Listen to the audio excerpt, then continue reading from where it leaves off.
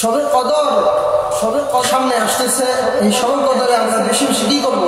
অনেক ভাইরা প্রশ্ন করেন, অনেক ভাই শবে কদরে কি আমল করা যেতে পারে? তো শবে কদরে আমরা এই দোয়াটা বেশি বেশি করবো, আল্লাহুম্মা ইন্নাকা আফুউন তুহিব্বুল আফওয়া ফা'ফু আন্নি। এরপর বিভিন্ন ইবাদতের কথা বলা হয়েছে। তো আমরা এই সূর্য ডুবার আগেই মুস্তাহাব গোসল করে জামাতের সাথে মাগরিবের নামাজ আদায় করব ইনশাআল্লাহ। তারপরে মাগরিবের সুন্নতের পরে আমরা ইনশাআল্লাহ 6 রাকাত আওয়াবিনের নামাজ পড়ব। নামাজ পড়ার পরে ইনশাআল্লাহ আমরা তাসবিহ হাতে নিয়ে হাত দিয়ে 500 বার সুবহানাল্লাহ, 500 বার আলহামদুলিল্লাহ, 500 বার আল্লাহু আকবার, তারপরে 500 বার লা ইলাহা ইল্লাল্লাহ। তারপরে আমরা এইভাবে নবীজি সাল্লাল্লাহু আলাইহি ওয়াসাল্লামের দরুদ পড়ব, যে যেটা জানি। আল্লাহুম্মা সাল্লি আলা মুহাম্মদ সাল্লাল্লাহু আলাইহি ওয়াসাল্লাম। এইভাবে আমরা 500 বার দরুদ পড়ব। এই 6 প্রকার জিকির 500 বার পরে আমরা ইনশাআল্লাহ 3000 বার হবে। এরপর দোয়া করব।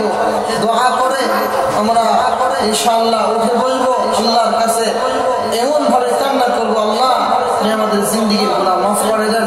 আমরা সবাই গুনাহ করছি, গুনাহে জর্জরিত আমাদের গুনাহ সব কিছু। তো এই রাতে যদি আল্লাহ তাআলার কাছে বান্দা মায়া দিয়া ভালোবাসা দিয়া মাফ চায় আর আল্লাহরে ডাক দেয়, আল্লাহ আপনি মাফ করে দেন, তো আল্লাহ বলতে থাকে, যখন বান্দা আমার কাছে গুনাহ করে তওবা করার জন্য আমার কাছে আসে, মাফ চায়, মাফ চাইবে আল্লাহ তাআলা এই বান্দার গুনাহ খাতা মাফ করে দেন। সুবহানাল্লাহ। এজন্য আল্লাহ তাআলা বলেন, ফামান যুহযিহা আনিন নার ওয়া উদখিলাল জান্নাহ ফাকাদ ফাজ। আমি আল্লাহ তাআলা জাহান্নাম থেকে হেফাজত করি এবং জান্নাতের মালিক বানিয়ে দেই, তারাই তো সফলকাম, জান্নাত থেকে হাতল হয়ে গেছে। এই জন্য ভাই আমরা যারা ইনশাআল্লাহ আমাদের ভিতরে আল্লাহর ভয় যেন পয়দা হয়, তাকওয়া যেন পয়দা হয়, এজন্য সবে কদরের রাতে বেশি বেশি ইবাদত করব। যেইভাবে বললাম নামাজ 2 রাকাত করে নামাজ পড়ব, কোনো হাদিসে নাই 100 টাকা 200 টাকা এরকম নাই।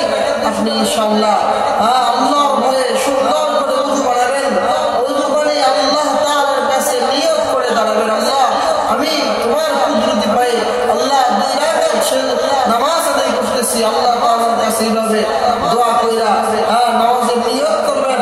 নিয়ত করার পরে নামাজ পড়বেন, এমন ভাবে নামাজ পড়বেন যে আল্লাহ আমি তো গুনাহগার, আল্লাহ গুনাহ করে তোমার সামনে দাঁড়াইছি, পাপী আল্লাহ, আল্লাহ তুমি তো রহমান, তুমি তো রহিম, আল্লাহ মাফ করে দাও।